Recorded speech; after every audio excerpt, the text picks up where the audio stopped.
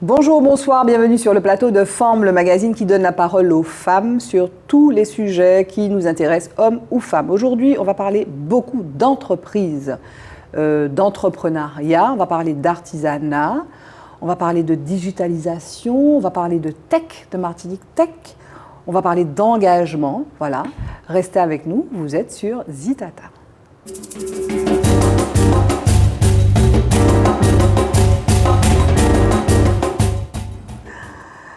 Je reçois aujourd'hui Régine Michalon qui est à ma droite. Comment ça va? Très bien, merci beaucoup d'invitation. Merci d'être là, Régine. Je sais que tu as un programme, un calendrier, un planning de première ministre. Tu es une working girl, on peut dire ça. C'est ça, On va y venir dans le détail tout à l'heure. Je vais te cuisiner. Et puis, Stéphanie Cléricia, comment ça va? Bah écoutez, ça va. Merci pour l'invitation. Merci d'être là, Cléricia. Je vais vous laisser vous présenter, mesdames. Stéphanie. Cléricia, ça ressemble à un prénom. On t'a fait le coup souvent. Oui, souvent. Stéphanie, je te laisse te présenter, vas-y. Ben, merci beaucoup pour l'invitation. Je suis Stéphanie Cléricia. Donc, je suis une maman de 2 enfants et fière de mes petits-enfants. Donc, j'ai un garçon de 16 ans et une fille de 8 ans. Tu es fière de tes 2 enfants, mais oui, tu n'es pas encore grand-mère. Non. Tu as des petits-enfants. Non, de mes enfants. De tes enfants qui ne sont pas très grands. Non, voilà. On va y aller doucement. Je suis chef d'entreprise dans le bâtiment. Donc, je suis gérante d'une entreprise d'installation électrique depuis 6 ans. Donc, c'était anciennement l'entreprise de mon père. Et je suis aussi élue à la Chambre des métiers. Et je suis présidente de la commission bâtiment à la Chambre des métiers. Et puis, tu es aussi juge prud'homal. Je suis conseillère des prud'hommes, nouvellement élue. J'ai prêté serment en septembre. Wow. Donc, c'est tout nouveau pour moi. Et j'ai eu un bureau de jugement ce matin. Donc, ça s'est bien passé? C'est une nouvelle activité. Oui, ça s'est passé brièvement parce que malheureusement, tous les avocats étaient en réunion à Madiana. Donc, on n'a pas pu faire les audiences comme c'était prévu. D'accord. Et donc le juge des prud'hommes, 2 mots sur le conseil des prud'hommes, c'est une institution qui juge les conflits, privés, les conflits entre les employeurs et les... Alors elle fait office de tribunal et les salariés. Elle est là pour gérer les conflits entre les employeurs et les salariés. Donc le prud'homme est composé de chefs d'entreprise et de salariés. Donc, et la présidence est assurée par qui? Alors, elle tourne. En fait, à chaque audience, ça tourne. Là, parce que l'année dernière, c'était Hervé Honoré, qui était président du Conseil des prud'hommes, il me semble, et qui est décédé, malheureusement. Alors là, comme ça, je ne peux pas dire. C'est pas grave, on va retrouver. Mais c'est un homme, en tout cas. C'est un homme, voilà. C'est ce que je voulais t'entendre dire. C'est un homme. Voilà. Oui. En tout cas, donc, tu étais à l'aise, et c'est une première. C'est une nouvelle activité, ça nécessite beaucoup de travail, et de connaître le droit du travail, beaucoup d'engagement, et c'est aussi, on va dire, une partie... je ne vais pas dire du bénévolat, mais c'est du volontariat. Donc, ça reste du volontariat et il faut s'accorder beaucoup de temps. Et donc, tu es élue, tu es secrétaire du bureau de la Chambre des métiers de l'artisanat, qui a été renouvelée. Qui a été renouvelée dernièrement, oui, dernièrement, tout à fait. Avec Henri Salomon. Qui a été renouvelé en tant que président. Qui a retrouvé son fauteuil. Et là, tu étais déjà membre du bureau, mais c'est une première aussi pour toi. Alors, j'étais membre associé. Donc, c'est-à-dire que je n'avais pas de droit de vote, donc je pouvais participer aux assemblées et aller voir les artisans, mais je n'avais pas le droit de vote ni le droit de regard sur... J'étais juste membre associé. Donc là, tu es vraiment engagée. Donc là, je suis engagée, je fais partie du bureau, donc j'ai encore plus de boulot. De boulot. Bon. Mais je le fais avec plaisir. On va continuer à parler de ton activité de chef d'entreprise dans le BTP. Et Régine, donc la working girl, qui va se présenter. Mais je crois que Stéphanie aussi est une working girl. Je pense. Entre le boulot de chef d'entreprise, maman, elle a commencé par ça d'ailleurs. C'est ça. Par être maman, oui. Oui, par être maman. Et puis, donc, conseillère au prud'homme, etc., etc. Et puis, bon, elle était politique aussi. Bon, je vais lui poser la question tout à l'heure. Elle ne l'est plus, parce que voilà, elle a fait des choix. J'ai fait des choix. Donc, Régine. Alors, pour me présenter, Régine Michalon, j'ai 33 ans, bientôt 34 ans. Je suis donc à titre professionnel responsable communication pour une société qu'on appelle Laco Digital, qui est une nouvelle structure. On parle beaucoup. En ce moment, effectivement, on fait pas mal de choses, on a pas mal d'activités. Je suis aussi ancienne entrepreneuse, puisque j'ai créé une start-up en 2016 quand j'étais en France métropolitaine, avant mon retour au pays. Et puis, j'ai créé aussi un média qu'on appelle Chill 972, qui est un webzine. Pardon? Chill 972. Chill 972, voilà, qui s'attache à valoriser la Martinique et les personnes qui font la Martinique aujourd'hui. Puis après, j'ai des engagements associatifs. On a parlé effectivement de Martinique Tech tout à l'heure, parce que je suis membre actif de la Martinique Tech et on organise pas mal d'événements autour de la tech et du numérique en Martinique. Tu t'arrêtes jamais, 24 heures ne suffisent pas dans une journée. Je vais donner la petite anecdote. Quand j'ai essayé de contacter Régine, parce que je voulais qu'on parle du numérique, de numérisation, de Martinique Tech, etc., je l'ai contactée sur LinkedIn. Elle m'a répondu et puis j'ai dit alors, on fait une émission, venez. J'ai attendu au moins 3 jours. Voilà, vraiment, tu n'arrêtes pas. Effectivement, j'en ai pas du temps chargé, c'est assez costaud, du matin au soir. Effectivement, après l'émission, je retourne à la Coupe Digitale. On a un événement ce soir, notamment puisqu'on organise tous les vendredis des after-work et puis on a une programmation en ce moment culturelle autour d'une exposition. Donc, je retourne au travail après pour continuer la journée. On va parler de ça, on va parler aussi des Pita Pitch. C'est ça. Pita Pitch, en fait, on a reçu il n'y a pas si longtemps une jeune femme, Aimée Marguerite, qui a obtenu un prix aussi en hackathon, c'est ça? C'est ça. Elle a participé à l'Océan Hackathon qu'on organise à la Coupe Digitale et son équipe a gagné. Et puis elle a été repérée lors des Pita Pitch. Oui. Tu vas nous en parler vraiment de tout ce que vous organisez. Avec cet écosystème un peu numérique digital. J'avoue que je m'y perds un peu.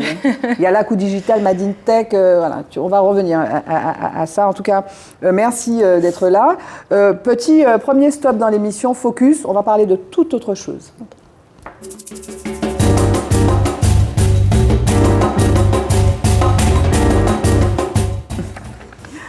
Alors dans Focus, on se déporte en Haïti avec cette info. C'est vrai que c'est un moment où on parle d'autre chose que de nous, ou de vous, de vos parcours. Donc là, je voulais qu'on parle de Novia Augustin, qui a été enlevée, en fait, quand je commence à préparer l'émission. Donc, elle avait été enlevée, donc kidnappée en Haïti, parce qu'il y a une espèce d'épidémie, entre guillemets, et c'est très péjoratif quand je le dis maintenant, en Haïti, de kidnapping, et notamment de femmes. Et cette jeune femme, donc Novia Augustin, donc elle a été libérée depuis, puisqu'elle a été kidnappée le vendredi, elle a été libérée le lundi, le 6 décembre. Et contre rançon, hein, il faut le dire. Et donc c'est une femme donc, qui est féministe, qui milite et qui a une association notamment, et qui est présidente de l'organisation Refuge des femmes d'Haïti et de la Fédération des organisations de femmes pour l'égalité des droits humains. Alors je ne sais pas si vous avez entendu parler de cette chose, de ce kidnapping, mais peut-être aussi de cette violence qui concerne notamment les femmes en Haïti. Peut-être Régine, un mot, sans connaître bien cette affaire. Mais... De ce kidnapping-là précisément, non, mais effectivement, le phénomène de kidnapping de femmes en Haïti, oui, j'en ai effectivement eu connaissance et puis on en parle effectivement dans les médias. Je trouve ça franchement dommage. De toute façon, c'est un phénomène qui tend malheureusement à s'étendre en fait et... Enfin, c'est compliqué, je pense. La situation là-bas déjà, la sécurité, notamment autour de la population en règle générale, mais encore plus pour les femmes, même pas seulement en Haïti, hein, aussi en Afrique. Il y a des femmes qui subissent aussi ce type de sévices, de kidnapping, etc. Au Nigeria, voilà, de viols collectifs, etc. Donc c'est effectivement un sujet qui doit toucher toute la population mondiale. Est-ce que vous avez entendu de ce qui s'est passé sur les barrages il n'y a pas si longtemps en Martinique, de ces phénomènes d'attouchement féminin? Vous en avez pensé quoi? Bien sûr. Parce que moi, ça m'a mise en colère, je peux vous dire. Révoltée, parce que ça ne devrait pas se passer en Martinique, surtout. Et puis, il n'y a pas de raison d'être. Hein. On est là pour militer pour un combat. Il ne faut pas mélanger les choses. Donc après, effectivement, ça salit les personnes qui voulaient vraiment faire une bonne action pour aider le peuple martiniquais et d'avoir entendre ça à côté. Et souvent, c'est ce qui a été retransmis au niveau international, donc ça ne donne pas une bonne image de... Est-ce qu'on imagine un gars qui passe un barrage, ou bien qu'il soit après, parce que des fois c'était pas forcément sur le barrage, mais un petit peu après, et qu'on lui dise, moi tu me montes tes cuisses, ou je sais pas quoi, d'ailleurs il y a des enquêtes en cours. Hein. Est-ce qu'on imagine un mec, excuse-moi de parler comme ça, un monsieur ou un garçon qui passe, et puis on lui dit, tu me montres, et puis voilà, non. C'est parce que ce sont des femmes, d'ailleurs les associations féministes militantes ici, que ce soit Culture Égalité ou l'UFM, ont dénoncé ces faits en disant ce sont des choses qui ne se passent que parce que ce sont des femmes. Oui, c'est du sexisme. Un homme fut-il habillé sexy avec un short très court n'aurait probablement pas à subir les mêmes choses. Oui, d'accord. Non, c'est du pur sexisme. Effectivement, les femmes, nous, je pense qu'on est tellement touchées par ça, tellement harcelées au quotidien par sur On est harcèlement tellement sexuel, harcelés, ouais. voilà, que nous, on n'a pas idée de toute façon de faire l'inverse, enfin, de rendre l'appareil aux hommes. Et eux, je pense que certains hommes, en tout cas, on va pas mettre tout le monde il faut pas dans le même panier. Il faut pas généraliser, mais ce sont des faits qui se sont produits. Voilà, continuent à avoir ce genre de comportement envers la gente féminine. Et encore en 2021, malgré le fait que ça soit de plus en plus dénoncé, malheureusement, ça continue à se manifester. Le combat continue, comme on dit. Bon, donc Novia Augustin, on est contente de savoir qu'elle a été libérée. Donc la rançon, on ne sait pas le montant, mais il a fallu quand même payer une rançon. Alors les femmes ne sont pas les seules concernées par les kidnappings en Haïti. Oui, bon, il y a un phénomène de violence et de gangs et de violence, de circulation d'armes. Les femmes ne sont pas les seules, mais les femmes sont particulièrement concernées.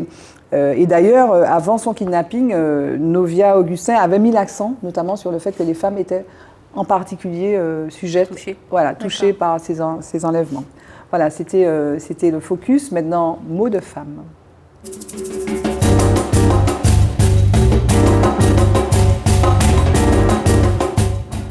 Donc là, on en vient à votre parcours. On a laissé Haïti. On est maintenant en Martinique.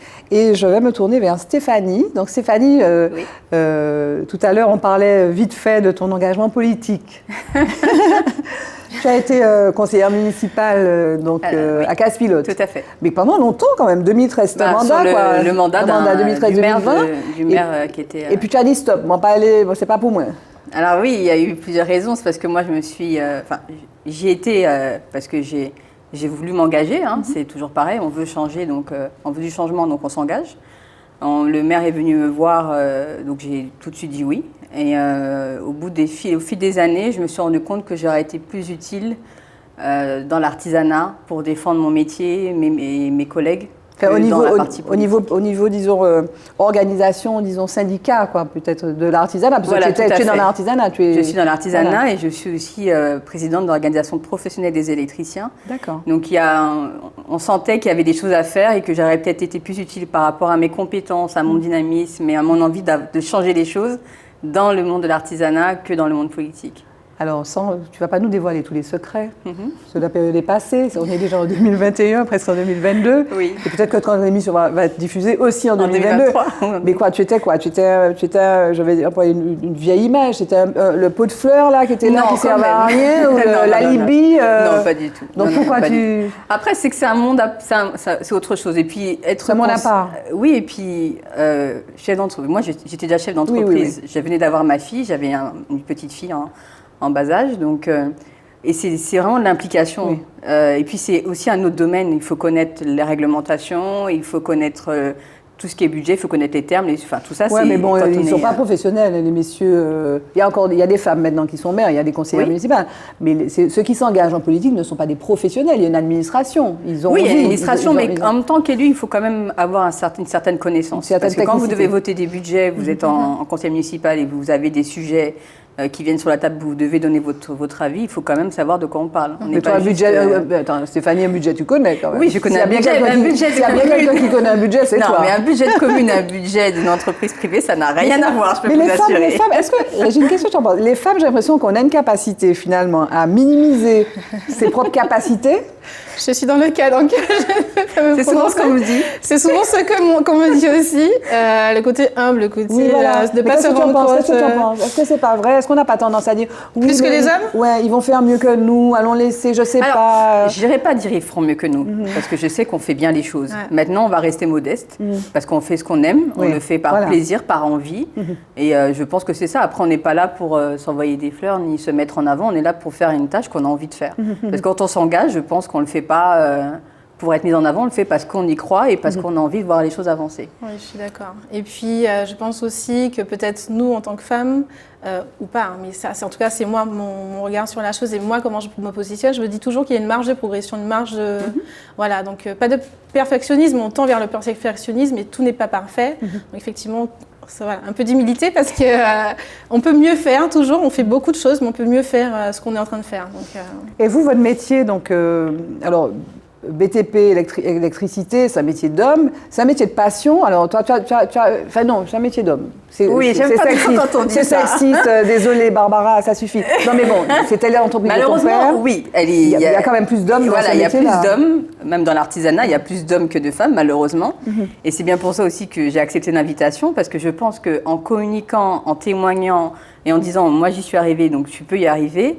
Quand on voit plus de femmes, on se dit, quand il y a des jeunes filles qui hésitent, on se dit pourquoi pas. Donc je pense que c'est ça aussi qui fait que je témoigne, je parle, je raconte mon histoire. Parce que c'est vrai que je suis tombée dedans, mais pas au berceau. Hein. Mais oui, mais c'était quand même tu as repris l'entreprise de ton père. Voilà, mais pour tout dire, moi je suis née en France, j'ai vécu en France, j'ai fait mes études en métropole. Je travaille dans une grande entreprise de téléphonie mobile. Et un jour, mon père est venu en me disant qu'il veut prendre sa retraite, qu'il en a marre, donc qu'il trouve personne pour reprendre. Et tu as des frères et sœurs? Oui. Mais ils ne voulaient pas? Ça les intéressait pas. Après, donc, quand il m'a dit ça, j'ai réfléchi. C'est vrai qu'on était en pleine restructuration dans l'entreprise de téléphonie mobile, donc je me suis dit, bon, pourquoi pas? Donc je lui ai dit, je vais bien tenter le coup. Donc je suis venue en Martinique et on a travaillé pour ça pendant 6 ans. Et j'ai repris l'entreprise en 2014. Quand tu dis on a travaillé pour ça pendant 6 ans, Alors, c'est-à-dire que j'ai travaillé avec mon père. C'est-à-dire que quand je suis arrivée dans l'entreprise, j'étais une simple secrétaire. Je ne connaissais rien du tout au bâtiment, surtout pas en électricité, à part qu'une ampoule, il faut la mettre dans une douille. Et c'est plus compliqué. Donc voilà, quand on me parlait de bon pour accord, je me dis c'est quoi ça, bon de commande, donc on ne connaissait pas. C'est passionnant, c'est passionnant. Ah, mais c'était passionnant. Et puis quand on a quelqu'un, on a un mentor qui est passionné, donc c'est encore plus. Et puis en plus, il a cru en moi. Oui. Et parce que c'était quand même donner son entreprise transmettre son entreprise à sa fille, en d'autant plus une fille. Il faut y croire. Et il m'a toujours aidé, il m'a toujours mis et il est encore là. Donc, génial. Et ça, je pense que c'est ça aussi la force d'une équipe qui gagne, c'est quand on a un mentor qui croit en vous et qui est là aussi. C'est la thématique de l'apprentissage aussi. C'est aussi la thématique de l'apprentissage. On va y revenir tout à l'heure. Tu as eu un mentor, alors je vais peut-être anticiper sur la fin de l'émission, mais bon, qui c'est qui t'a donné envie de te lancer dans cet environnement un peu digital? Alors, toi, c'est d'abord la com quand même. Hein, oui, c'est d'abord la com, c'est vraiment plus un parcours qui m'a amené vers l'entrepreneuriat et le numérique. C'est d'abord la communication, puisqu'effectivement, j'ai fait une licence communication. J'ai poursuivi par un master en communication marketing quand j'étais... Tu aurais voulu faire ce que je fais peut-être au début. Alors, être journaliste, c'est ça que tu voulais faire? Alors, à l'époque, oui. De ma licence, l'idée, c'était d'être journaliste, effectivement, en télé. Et puis, précisément, pour le JT du soir en Martinique. Et puis, donc, je me suis tournée, effectivement, vers des études d'information et communication. J'ai été journaliste en rédaction en radio à Montpellier pendant 1 an. J'ai fait ça pendant 1 an. Et puis, finalement, j'ai découvert aussi, à travers le métier de journalisme, le métier de la communication. Et donc, c'est plus ça qui m'a intéressée par la suite. Et puis, j'ai poursuivi avec un master en communication marketing. Et puis, à l'issue de mon master, j'ai découvert l'entrepreneuriat. J'ai créé ma boîte. J'étais un peu plus baignée dans ce milieu-là avec des startups, dans un incubateur à start-up à Lyon. Et puis voilà, c'est ce qui m'a amené petit à petit vers le numérique et la communication. Et alors parlons de l'entrepreneuriat, de l'entreprise. Alors Stéphanie, donc c'est son père, et puis c'était pas prévu, mais elle a repris l'entreprise. Toi, la fibre entrepreneuriale, qui n'est pas si courante, hein, je veux dire, c'est valorisé, c'est quand même de plus en plus valorisé, et notamment auprès des femmes. Elle vient d'où cette fibre? Alors je ne saurais pas forcément l'expliquer. Je sais que j'ai toujours eu envie d'entreprendre. Depuis que j'étais jeune, depuis le collège, lycée, j'ai toujours eu envie de créer ma propre entreprise. J'ai pas forcément eu de mentor qui m'a inspiré cette petite envie-là d'entreprendre. Par la suite, après, j'ai fait des rencontres professionnelles qui m'ont un peu par exemple, validé. Peut-être que tu as lu des bouquins, je ne sais pas, des biographies de je ne sais pas, Steve Jobs, pour parler des gens machin, Warren Buffett. Oui, aussi, ça fait partie de la culture entrepreneuriale, bien sûr. Mais c'est surtout des rencontres, en fait, d'entrepreneurs, pas forcément super connus, mais d'entrepreneurs que j'ai rencontrés au quotidien, dans les incubateurs, dans les coworking, avec qui on échange et on évolue dans le même milieu. Et c'est plus ça, effectivement, qui m'a donné la fibre entrepreneuriale. Qu'est-ce qu'on dit pour cette fibre? Quels sont les arguments, les adjectifs qu'on emploie pour transmettre ce qu'on ressent, justement? Alors, on dit, je veux être mon propre patron, on dit ça souvent. Je veux être mon propre patron. Quels sont les arguments qu'on emploie? C'est quoi le wording, on va dire, de cette motivation? Peut-être, Stéphanie? Après, moi, c'était pas vraiment être mon propre patron, c'était pouvoir montrer ce dont j'étais capable. C'est pouvoir faire ce que je... C'était vraiment... avoir la libre arbitre, être là, de faire ce que j'ai envie, parce que voilà, je savais que j'avais des patron. Oui, mais en fait, c'était pas ce qui m'attirait vraiment d'être patron. Ça, quand j'étais au lycée, j'avais déjà des ambitions, mais je sais que j'avais envie de faire plein de choses. Et souvent, dans les emplois que j'ai eus, on me bloquait ou on me disait sois patiente ou ça sera tôt. Et à un moment, on se dit non, on peut faire plus de choses. On a plein d'idées, il y a plein de choses qui émergent dans nos têtes et on nous prive, on nous bloque. Tu voulais créer sans limite. Voilà, j'avais plein d'idées et je voulais partager toutes ces idées et surtout aider les autres. Parce que la création d'entreprise, c'est la création aussi. C'est ça qu'on dit. Oui, c'est ça. C'est quoi le reste, les autres mots? Qu'est-ce que tu aurais voulu dire à des jeunes ou des moins jeunes, des gens qui ne connaissent pas l'entreprise, qui ont parfois une vision négative d'ailleurs? Qu'est-ce que tu dis? Il y a effectivement ce côté création qui, je rejoins Stéphanie, moi c'est plus ça, c'est pas plus le côté je vais être mon propre patron, pour être patron, on peut créer tout ce qu'on veut. Non, c'est vraiment la création et je pense aussi la passion qui anime l'entrepreneur parce qu'il faut, c'est quand même, c'est pas tout rouge, enfin c'est pas tout rose le chemin de l'entrepreneuriat. C'est un chemin comme ça, au débat des hauts débats. Et donc, il faut pouvoir tenir. Et ce qui nous fait tenir, c'est la passion. C'est ce qui va nous animer au quotidien, ce qui va faire qu'on va dépasser les obstacles, qui va pouvoir me permettre d'aller sur la durée, en fait. Alors, je rajouterais la passion, l'envie de donner, de créer, de faire, d'apporter autre chose, d'apporter de la valeur, en fait. Quelle qu'elle soit. C'est surtout ça qui est important, je pense. Comment vous vivez la crise actuelle? En tant qu'entrepreneur, chef d'entreprise, alors digital, il y a des opportunités dans la crise, à la fois la crise sanitaire, il y a des opportunités. Tu vas nous en dire un mot, s'il te plaît, Régine, mais globalement, voilà, on a connu une période de blocage, par exemple, on ne pouvait pas travailler, enfin, personne, pendant 2 semaines. Comment vous vivez ça? Et même la crise sanitaire aussi, les confinements, les fermetures, le truc à distance, comment on vit ça en tant qu'entrepreneur? Nous, depuis le confinement, on a dû apprendre à fonctionner, parce que déjà dans le BTP, on ne peut pas faire télétravail. Donc ça a été aussi quand l'ampoule est cassée, il faut aller la changer. Voilà, donc au début, c'est vrai que le confinement a été, on était tous perdus, savoir comment on faisait.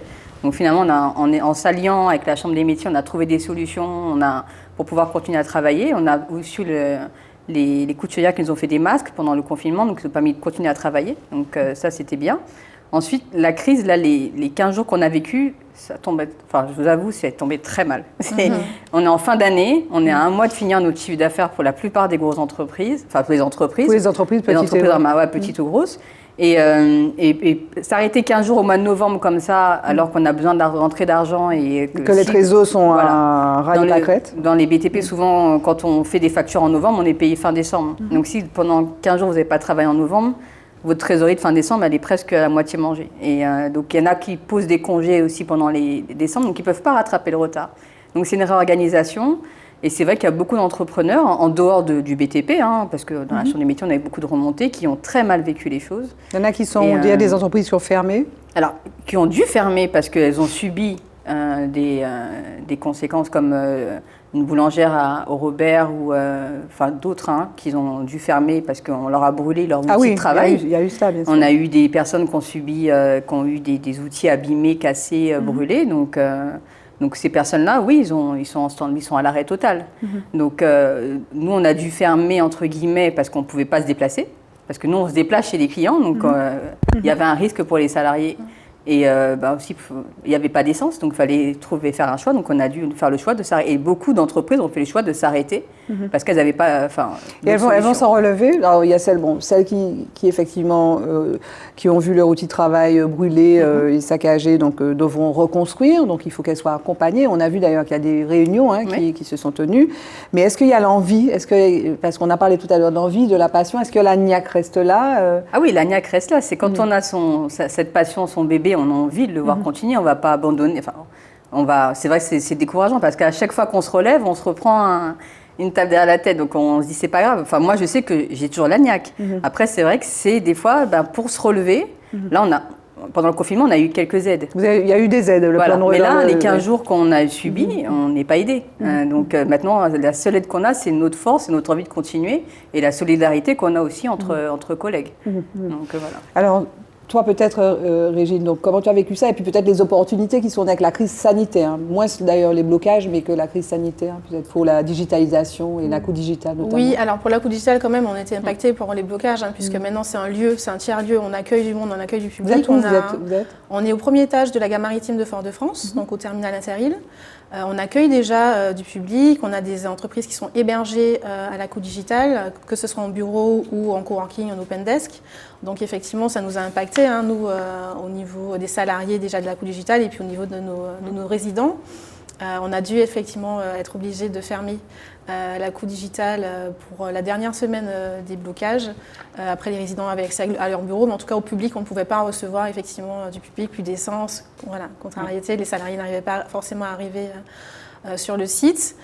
Et puis effectivement, c'est aussi, ça peut être une opportunité, alors pas forcément pour les blocages, mais par rapport au confinement successif. Oui, la crise sanitaire. La crise sanitaire en fait, depuis le début, où effectivement là, les entreprises, je pense, ont pris encore plus conscience de l'apport du numérique et de l'utilité effectivement de tendre vers une transition, une transformation digitale pour les entreprises en Martinique. C'est vrai qu'on parle de ça. Moi, j'ai eu l'occasion d'aller dans des rencontres organisées par la CCI, notamment sur la transition digitale. Et là, on a eu un bond, quoi. On était obligé, on est rentré dans cette. On n'a pas eu le choix. On n'a pas eu le choix d'aller vers cette digitalisation. Est-ce que vraiment, là, tout le monde est au carré sur ça? Alors, il reste encore pas mal de choses à faire, mais je pense qu'il y a pas mal d'entreprises, en tout cas, je pense, c'est un fait, il y a pas mal d'entreprises qui ont entrepris cette transition-là, qui aujourd'hui, à défaut d'envoyer des WhatsApp pour avoir des retours de commandes de leurs clients, voilà, ont un site internet aujourd'hui actif sur lequel on peut déjà faire des commandes en ligne. Pour ne citer que ça, il y a effectivement toute la stratégie de e-commerce avec des points relais, etc., qui ont été mis en place pendant les confinements successifs. Les click and collect. Click and collect, voilà. Exactement. Bon, click and collect, c'est bien, mais il faut être accompagné, je pense, pour pouvoir le faire. Il ne suffit pas juste de passer une commande par WhatsApp, comme je disais, en suivi, c'est pas très... Et donc Stéphanie, tu es allée toi vers ça, la digitalisation, maintenant tu as ton site internet, les gens peuvent dire je veux encore, parce que c'est compliqué quand on fait du service comme moi, du dépannage, d'aller, mais l'artisanat tend vers ça. Vous êtes combien dans ta société? Vous êtes combien? J'ai 5 salariés. D'accord. Donc, mais la Chambre des métiers tend à aider les artisans à venir vers le numérique, parce que ça aussi c'est quelque chose que beaucoup ne faisaient pas. Et la preuve, on a mis en place maintenant un site qui s'appelle Artisanat Martinique, où les artisans, comme les couturières, peuvent mettre, même le service, fabrication, peuvent mettre leurs produits en vente sur le site de l'Artisanat Martinique. Donc on tend, il y a des formations aussi pour aider les artisans à tendre vers le numérique, à utiliser le téléphone mobile, à utiliser les réseaux sociaux. Et donc moi, nous, dans l'entreprise, on avance, hein, donc on va vers le zéro papier, la facturation numérique, par numérique, les rapports d'intervention, voilà, parce que c'est pas que le site internet en fait. Pour une entreprise, c'est tout un parcours qui tend vers le zéro papier, qui tend vers une sorte d'instantanéité, qui tend aussi peut-être à faire que les gens restent chez eux, peut-être pas dans le BTP parce qu'il faut être sur le site, mais à rester chez eux, c'est ça. Oui, c'est pas que le site internet. C'est un site internet, c'est très bien d'avoir un site internet, mais c'est pas que ça. C'est tous les outils numériques en fait, tous les outils digitaux qui sont à nos dispositions, dont on peut s'appuyer pour pouvoir enclencher cette transition digitale. À la coût digital, nous, on a un programme d'accompagnement qu'on a commencé à lancer avec Action Logement, sur le BTP notamment, pour accompagner les entreprises en Martinique sur la digitalisation des entreprises du BTP. Et c'est un programme d'accompagnement qui va commencer en janvier 2022 avec Action Logement, où on va faire une expérimentation, par exemple, sur 12 entreprises du BTP pendant 18 mois. On va les accompagner, effectivement, à réfléchir ensemble aux outils du numérique qu'on peut mettre à leur disposition dans leur activité, pour pouvoir savoir comment elles peuvent l'utiliser pour pouvoir performer au niveau de la construction en Martinique, de l'habitat. Vous avez 23 programmes. Vous, donc la coût digital, c'est un écosystème, vous accompagnez les entreprises, vous avez ce lieu où vous les recevez, vous faites de l'information, de la communication sur des programmes qui accompagnent ou qui servent à la digitalisation, à la transition, c'est ça, non? C'est ça, exactement. Alors, on est un lieu d'hébergement, avant tout. Un coworking? Un coworking, mais pas que. On a l'espace coworking, on a les bureaux privés, comme j'ai dit tout à l'heure. 1300 mètres carrés, j'ai vu. 1300 mètres carrés d'espace, effectivement, où on accueille avec des salles de réunion, des salles de créativité, un espace de coworking, un studio lab, enfin plein de choses qui sont mises à disposition pour que les personnes puissent venir sur un site pour travailler et développer leurs projets. Et puis, effectivement, on a la partie partie accompagnement, avec des programmes d'accompagnement, que ce soit sur le programme du BTP, le programme de l'économie maritime, le programme de la résilience, et puis après, tout autour de l'entrepreneuriat, pour accompagner les jeunes, les porteurs de projets, mais aussi les entreprises au développement de leur structure. C'est pas que les startups, en fait. Ce n'est pas que les Alors, startups. une startup, c'est quoi? Une petite définition de la startup. Alors, une startup, c'est une entreprise, c'est ce qu'on appelle une entreprise innovante qui soit innove parce qu'elle est en rupture sur un usage, sur aussi son activité, sur ce qu'elle apporte de plus, ce qui existe aujourd'hui. Et en fait, c'est une entreprise qui est au démarrage, qui est en recherche de son business model et qui ne sait pas encore comment adresser son marché. C'est surtout ça. C'est une entreprise qui est toute jeune, et qui a besoin d'être aidée. Et qui a besoin, voilà, c'est une jeune pousse, exactement, qui a besoin d'être aidée. En français, on dit jeune pousse. C'est ça, exactement. Et donc, quel est l'environnement ou le cadre aidant que vous mettez donc, à disposition de ces personnes? C'est des quoi? C'est des juristes, des business angels, c'est quoi? Alors, ce sont des experts, on les appelle comme ça, des experts métiers. Donc, à la Coup Digital, on a des experts métiers qui peuvent soit les accompagner sur la structuration de leur business model, donc comment elles vont gagner de l'argent concrètement, comment elles vont trouver aussi leurs clients, la cible, comment identifier les cibles, les observer et bien s'adresser à elles, comment aussi elles vont structurer leur financement. Donc, alors, on n'a pas de business angel encore pour le C'est la prochaine étape. C'est la prochaine étape. Mais effectivement, on a tout un panel de mentors, d'experts qui peut les accompagner pour pouvoir savoir comment aller chercher du financement, comment monter des dossiers de subvention, voilà, ce genre de choses. Est-ce que toi, Stéphanie, tu aurais besoin de la Coup Digital?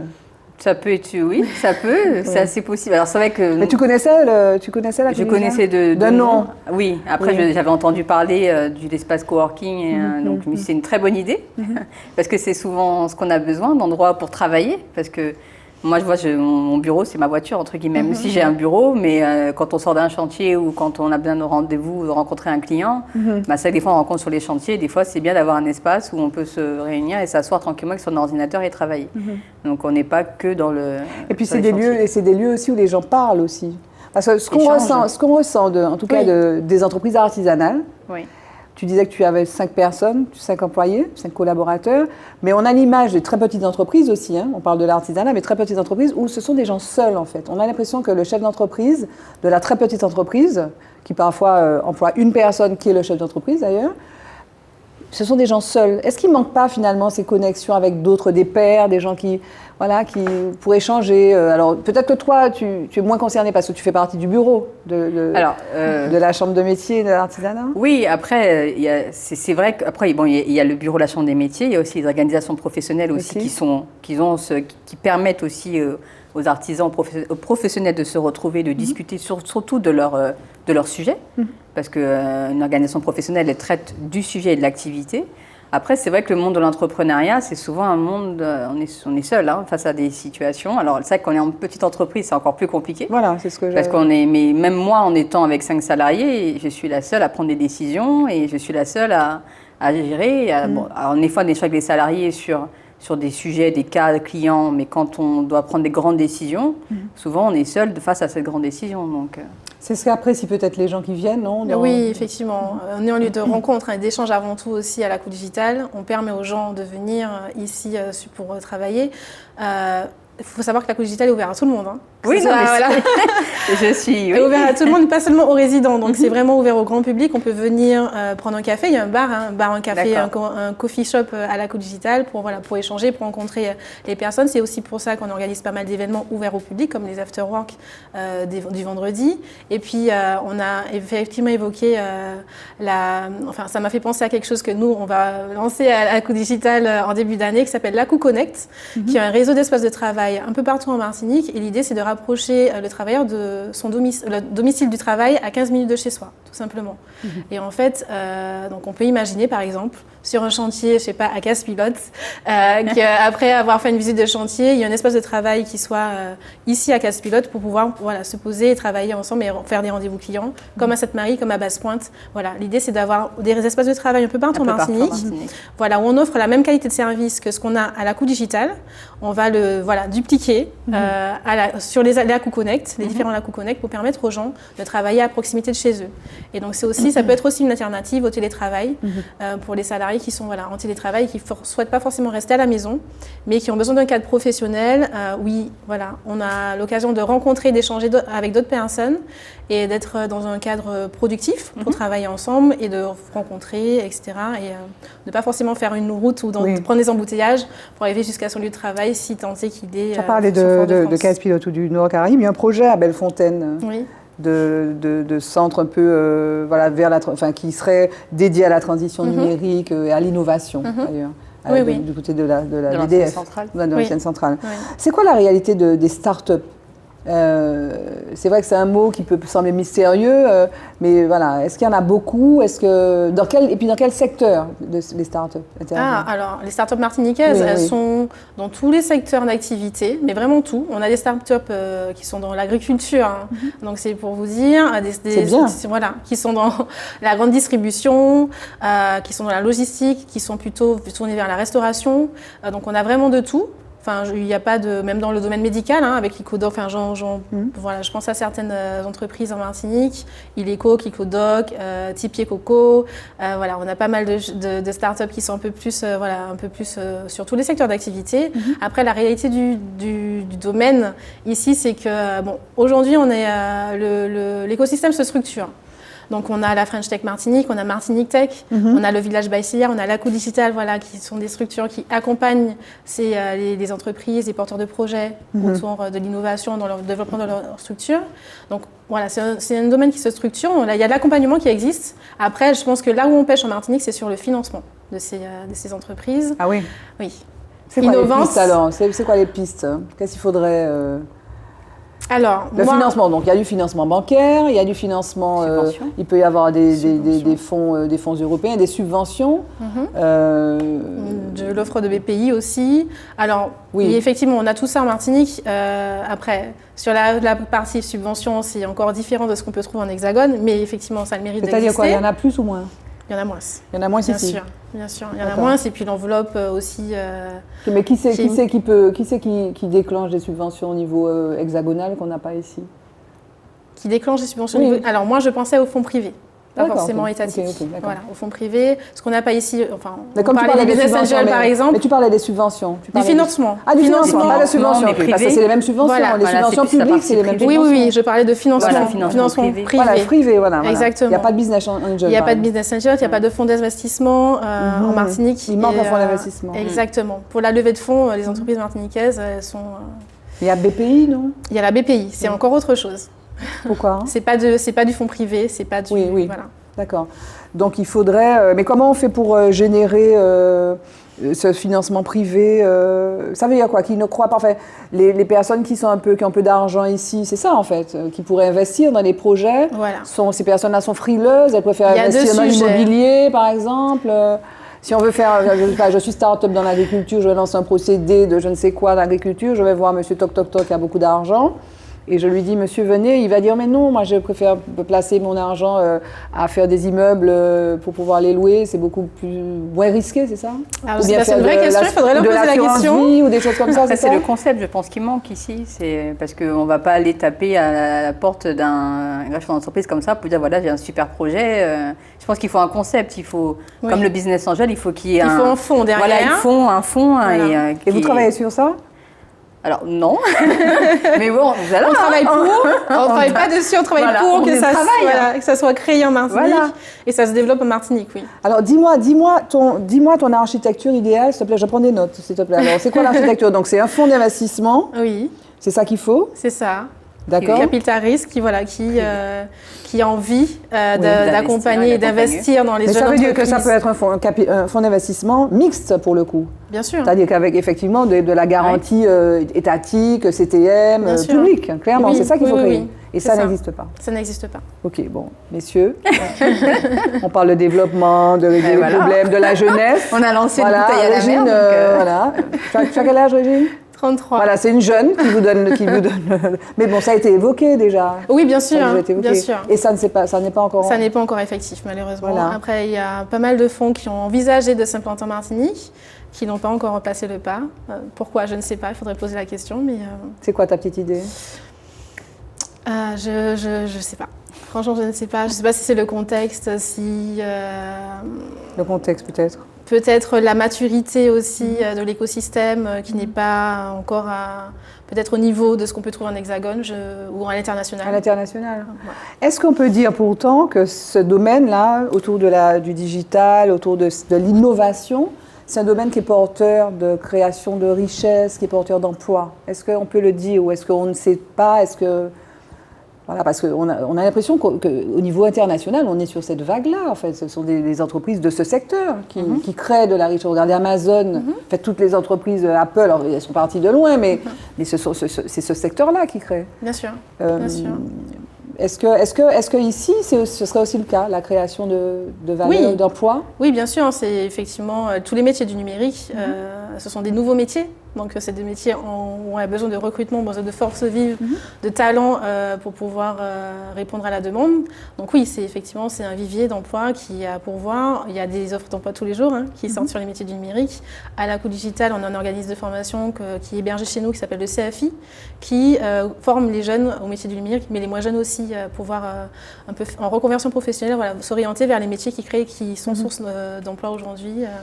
Alors, tu as bien fait de dire les jeunes et les moins jeunes, parce qu'on insiste beaucoup quand on parle d'emploi ou de difficultés d'emploi, Stéphanie, sur les jeunes, mais les seniors ont aussi des problèmes d'emploi. Oui. Et donc, il faut aussi les accompagner dans ces secteurs-là, non? Bien sûr, effectivement.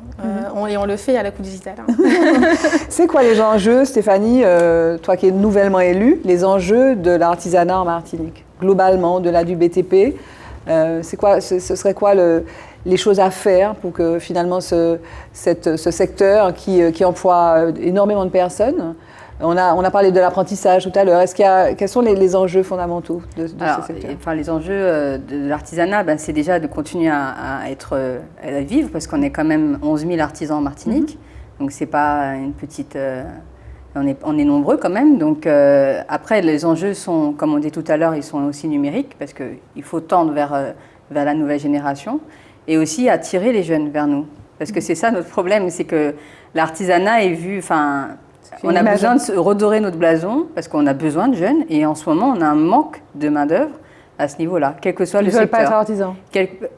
Alors, qui ne veulent pas, pourtant il y a de la formation, sur le territoire, on a de la formation dans l'artisanat.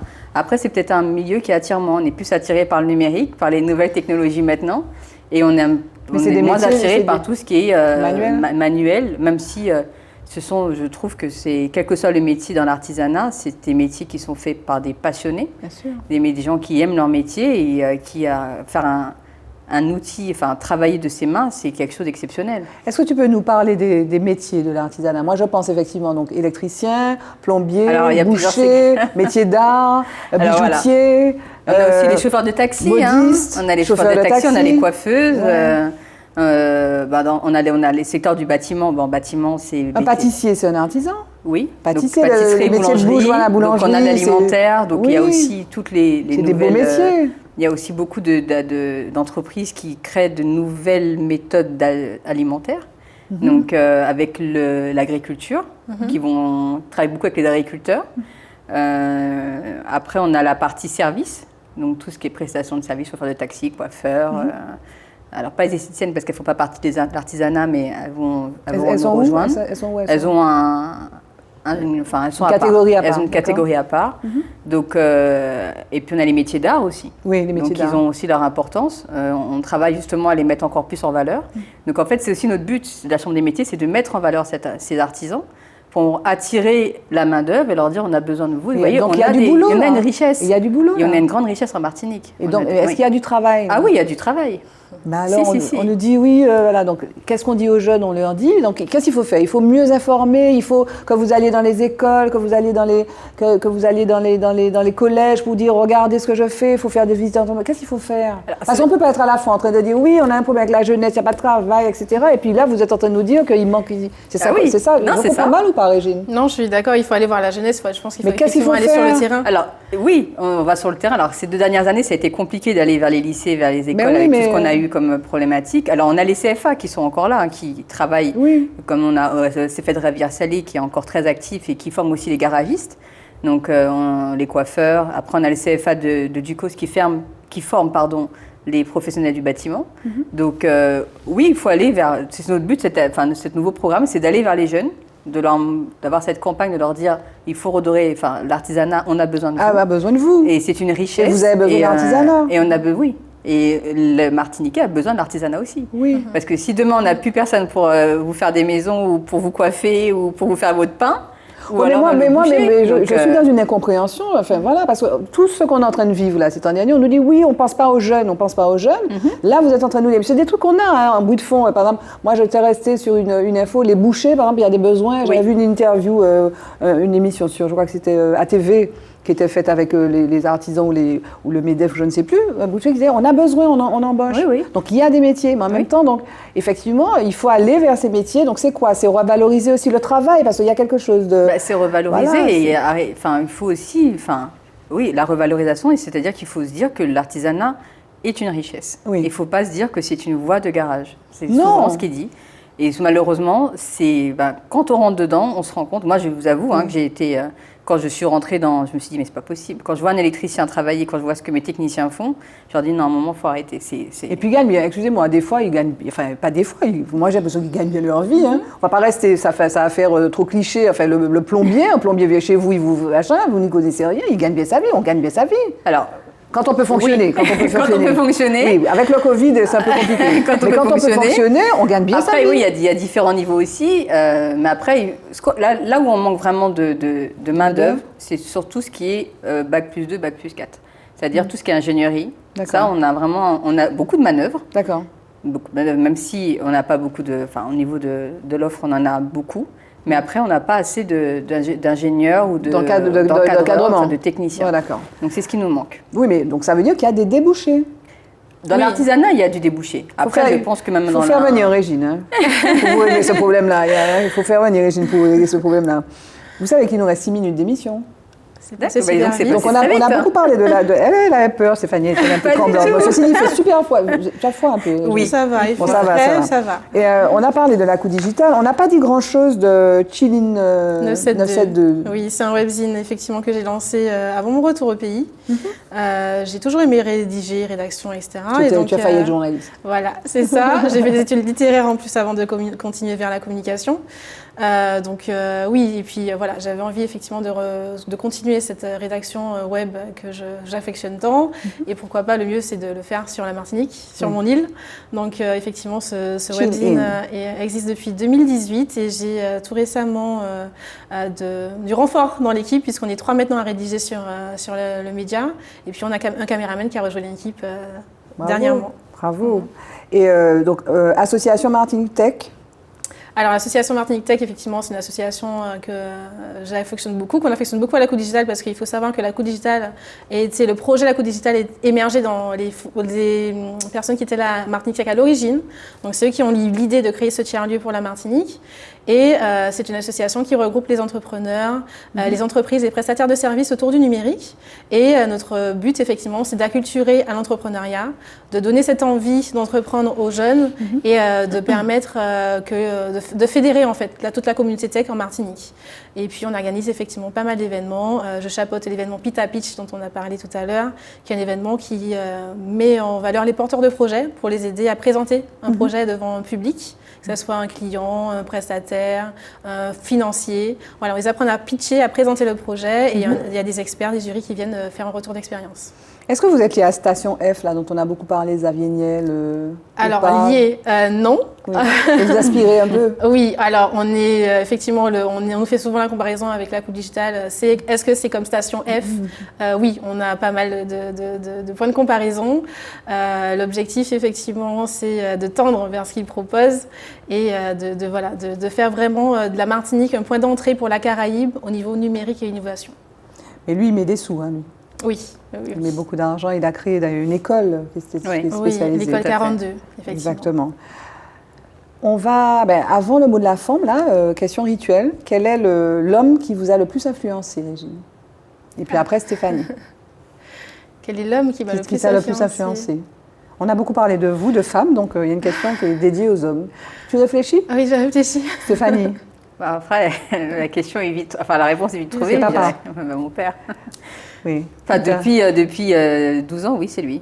qui est à côté de toi. Mais tu es sa patronne, là, du coup. On va dire que c'est mon associé. Et toi, Régine? Alors, inspirée. Inspirée. J'ai dit influencée, mais bon, allez, inspirée. Alors, inspirée, je dirais mon grand-père, qui était agriculteur et à son compte, qui a créé sa structure, qui était aussi musicien. Donc, je pense que c'est de lui aussi que j'ai cette fibre artistique, et tu chantes? Entrepreneuriat. Je chante Qu'est-ce aussi. que tu chantes? Ah, super. Qu'est-ce que tu chantes? Je chante. Tu as fait des disques ou pas? Non, Pas encore. Parce qu'on aurait raté un truc. J'ai peur, tu sais, la fille qui va te connecter, j'aurais peur de te faire connaître. Ah oui.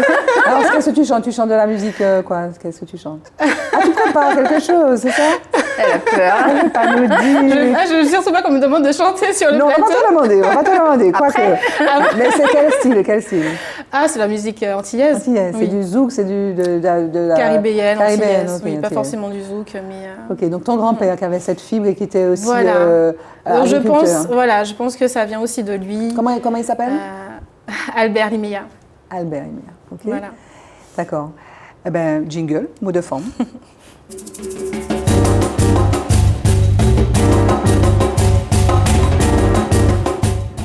Mais l'émission, il y a des petits pièges. Hein. Il y a des petits pièges. Hein. Donc, c'est bien, vous êtes surprise et hop. Donc, le mot de la fin, le mot de la forme, Stéphanie. Pour finir, qu'est-ce que tu as envie de dire? Bon, on a parlé de choses, mais c'est passé vite. On a parlé de plein d'autres choses. Est-ce qu'il y a, voilà... Moi, je dirais, il faut tenter, il faut essayer, il ne faut pas avoir peur. Il faut y croire. Et je pense qu'on a besoin de femmes. On a besoin de ça, même dans l'artisanat, parce qu'on n'a que 25% des femmes qui sont artisanes. Donc, n'hésitez pas, c'est un métier plein d'avenir, c'est un secteur plein d'avenir. Et je pense qu'on va s'allier avec le numérique pour attirer encore plus de jeunes. Et je pense qu'il y a des choses à faire, on y travaille déjà. Voilà, vous êtes connectés là. Vous ne pouvez pas dire qu'il n'y a pas eu la connexion. On sert un petit peu à ça sur Zitata, en fait. On est un médiateur, voilà. Le mot de la forme, le mot de la fin, Régine. Avant de partir vers tes nouveaux challenges. N'est-ce pas? Alors, avec tout ce qu'on a échangé, je pense que le plus important aussi, c'est de dire que la Martinique est un pays qui avance. On a beaucoup de choses à faire, beaucoup de choses à accomplir. Effectivement, avec tout ce qui se passe aujourd'hui, je pense qu'il y a un cri du cœur qui a été lancé avec la jeunesse, mais pas seulement. Donc, l'idée, effectivement, c'est de dire qu'il y a des choses qui se font en Martinique, que ce soit au point de vue numérique, de l'artisanat, du BTP. Donc, voilà, de se rendre compte de tout ça, de s'intéresser à ces sujets-là, pour faire en sorte que la Martinique en sorte grandie et qu'on avance, qu'on arrive à avance ensemble. Ensemble, exactement. Ouais. L'esté de l'action. De la résilience, de l'action et de l'action. C'est ça. Oui. Merci Régine, merci Stéphanie, merci à vous. Merci d'avoir été avec nous sur le plateau de Forme. On se retrouve pour une nouvelle émission avec d'autres femmes tout aussi inspirantes sur Zitata. À bientôt. Femme.